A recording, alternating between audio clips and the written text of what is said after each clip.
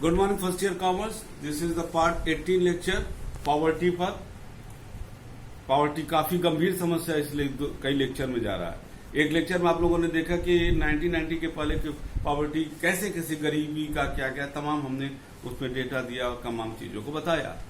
आगे जो बताने आ रहे हैं कि 1990 में जब एलपीजी का आया और तमाम चीजें आई, क्योंकि गरीबी इसलिए क्योंकि गांव हमारी जो रूरल सेक्टर पर निर्भरता है वो बहुत ज्यादा बढ़ गया, जिसकी वजह से अनएम्प्लॉयमेंट और पॉवर्टी सब निकल के आई। ठीक है, और तमाम चीजें जो हमने पिछले क्लास में डिस्कस किया, जिसकी वजह से हमारा देश रहा गरीब रहा। ग्रीन रिवोल्यूशन आया तो वहां पर ग्रीन रिवोल्यूशन बहुत समस्याओं का निराकरण किया, लेकिन समस्या लेके आया, that is the centralisation of बेहतर इनकम। गवर्नमेंट ने 1990 के बाद जो है तमाम ग्रुप के तमाम जो है उसमें मेथड को लाया, क्योंकि there was always clash of the opinion between the economics and the government data and the government sectors. वो कुछ मेथड अपनाते थे, अर्थशास्त्री कहते थे मेथड गलत है, तमाम चीजें। उसमें से एक मेथड आया तमाम जो हमारे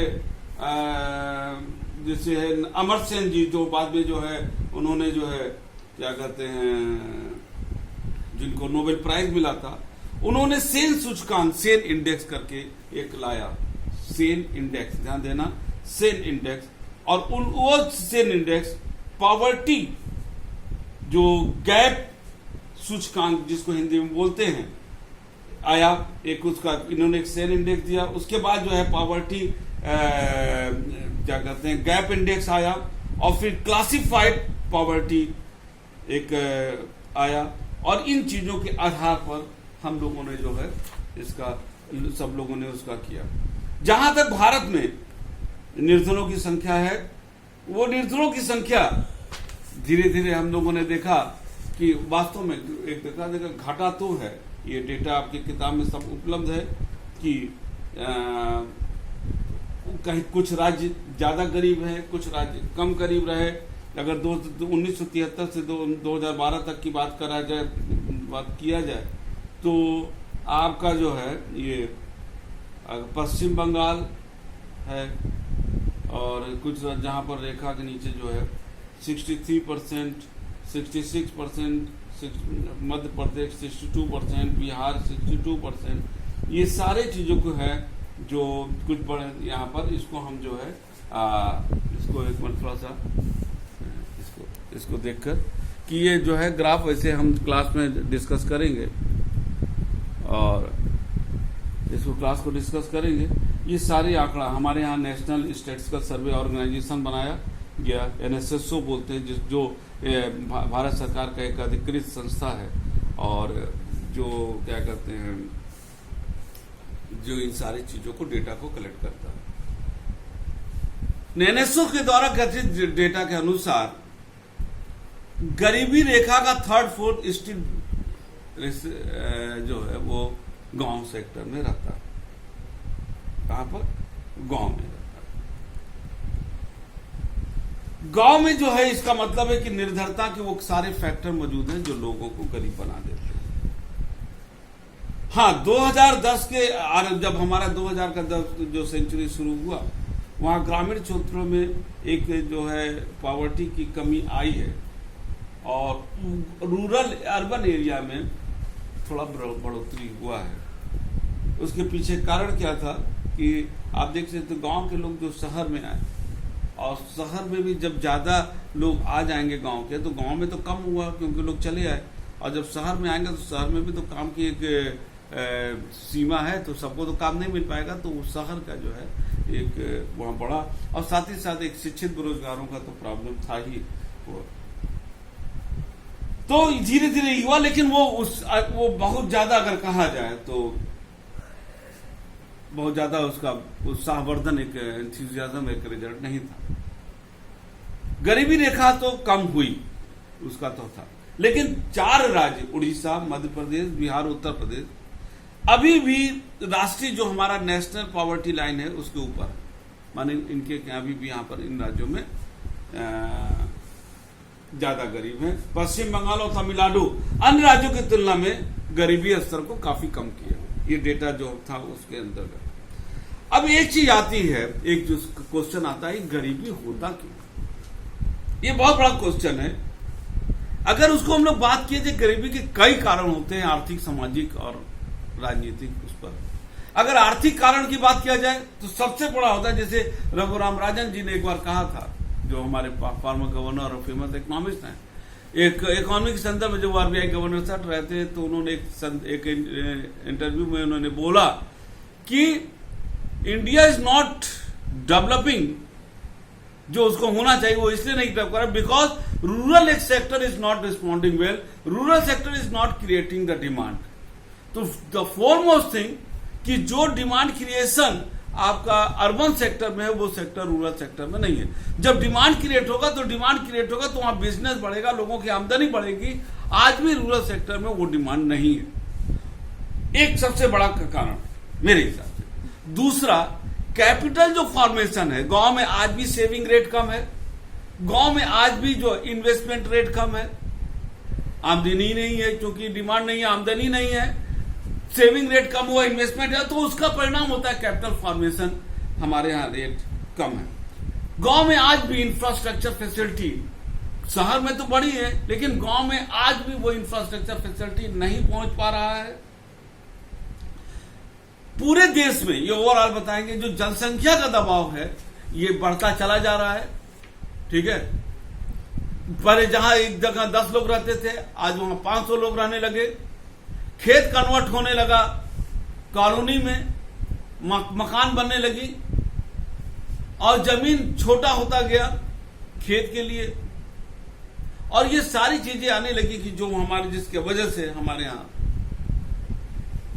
गरीबी होने लगी। ठीक है ना।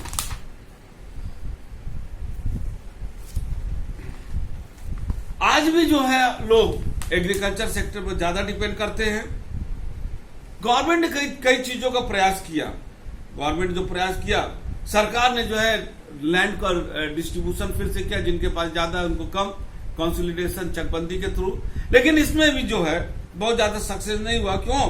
क्योंकि इसमें यह था कि जिनके पास ज्यादा जमीन उनसे लेकर के दे दो, और उसके पास कई कारणों से होता था कि लोग जो के पास ज्यादा जमीन, क्योंकि गांव लोग होशियार भी होते हैं, अलग अलग नामों से लिए रहते हैं, तो वो छोटे जोत में कन्वर्ट रहता था, और वो ये बहुत ज्यादा प्रभावी नहीं हुआ, लेकिन तब भी कुछ हद तक सफल रहा। आज भी किसान जो है, हमारे बैंकिंग सिस्टम काफी कुछ डेवलप हुआ, लेकिन आज भी किसान जो है, due to so many reason, उनके पास पेपर नहीं है या बैंक में फॉर्मेलिटी ज्यादा है, उसके वजह से ये साहूकार महाजन के पास जाते हैं और साहूकार महाजन से कर्ज लेते हैं। वो कर्ज काफी ऊंची ब्याज दर पर लिया जाता है, और ब्याज दर पर लेने के कारण, और हमारे आज भी हमारी खेती, ये सबसे अफसोसजनक बात है, आज भी हमारी खेती मानसून पर ही निर्भर है। और अगर मानसून ठीक है तो हमारे यहाँ जो है, और वो जो है फसल अच्छी होगी, वो कर्जा पाट देंगे। लेकिन अगर मानसून थोड़ी सी भी 19-20 हुई और उनका फसल अच्छा नहीं हुआ, तो वो साहूकार के चंगुल में पड़ जाएंगे, और साहूकार को पैसा देने के लिए वो औने दाम पर जो उनकी लागत आई है, वो उस दाम पर भी वो उनका सामान नहीं मिलेगा, वो उसको बेच करके और उसको पैसा लुटाने की कोशिश करेंगे। और ऐसा नहीं होता है तो तमाम, आप रोज न्यूज में पढ़ते हो किसानों की आत्महत्या। ये एक बहुत बड़ा दुखदायी पहलू है कि वो किसान जो हमारा अन्नदाता है, वो आज भी भूख से मर रहा है। अभी आज ही मैंने एक रिपोर्ट पढ़ा है जिसमें लिखा था, आप देख रहे हो 70 रुपया 80 रुपया प्याज बिक रहा है, और नासिक जहां से ये प्याज आता है वहां पर 10 रुपया किलो प्याज उपलब्ध है। यानी जो किसान है उसको 10 रुपया मिल रहा है, और 20 में 60 रुपया 70 रुपया क्यों, कहां चला जा रहा है, नहीं समझ आ रहा है। यानी कि जो दलाल है, जो बिचौलिए हैं, वो सारा पैसा मारते चले जा रहे हैं। तो जो महंगाई का, देखो मेरा एक खुद का विचार है, जितना मैं अर्थशास्त्र समझता हूं, अगर कोई चीजें महंगी हो रही हैं, वो अगर महंगी हो रही, जैसे विशेष रूप से खाने के सामान अगर महंगा हो रहा है, तो वो महंगाई का बढ़ता हुआ दाम अगर किसानों को मिलता है तो वो बहुत अच्छा है, क्योंकि उससे एक चीज होगा, जो गैप है अमीर गरीब का वो कम होगा। लेकिन ऐसा हो नहीं रहा है। जो बिचवाई हैं, दलाल हैं, आड़तिये हैं, ये उस पैसे को ले रहे हैं, जो सामानों को रोक सकते हैं कोल्ड स्टोरेज में डाल करके, और उनका ये फायदा वहां पर उठाते चले जा रहे हैं। ठीक है ना। ये सारी चीजें जो है यहाँ पर ये एक बहुत बड़ा मूल कारण बनता चला जा रहा है। और एक चीज और है यहाँ पर, मैं एक चीज जो विगत इस 10-15 साल के बीच में मैंने जो बहुत अध्ययन करके देखा है, वो देखा है कि जो हमारे लग्जरियस गुड्स है उनकी अपेक्षा खाने का सामानों का दाम काफी तेजी से हमारे यहाँ बढ़ा है। और अब क्या है, तो हमको तो कभी कभी लगता है कि साहब ये तो अच्छी बात है, लेकिन आप देखिएगा ना कि जो व्यापारी है वो बढ़े हुए दाम का फायदा उनको मिला, किसानों को नहीं मिला। ये एक सबसे बड़ी दुखदायी पहलू है। और अब इसकी बात करें तो इस समाज में जाति पाति नहीं, कुछ नहीं, समाज में दो वर्ग बड़ा है। वो वर्ग जिसके पास फैक्टर ऑफ प्रोडक्शन का स्वामी है, द ओनर है, और वो वर्ग जिसके पास लेबर श्रम, अमीर और गरीब, और ये बढ़ता चला जा रहा है। और निर्धनता जो हमारी गरीबी है उसका बढ़ता है। सरकार ने जो है तमाम ऐसी योजनाओं को लागू किया है जो इन समस्याओं को दूर करने के लिए कारगर होगा, जिसको मैं अगले लेक्चर में बोलूंगा, लेकिन इसमें 2-3 मिनट और आपको लेंगे।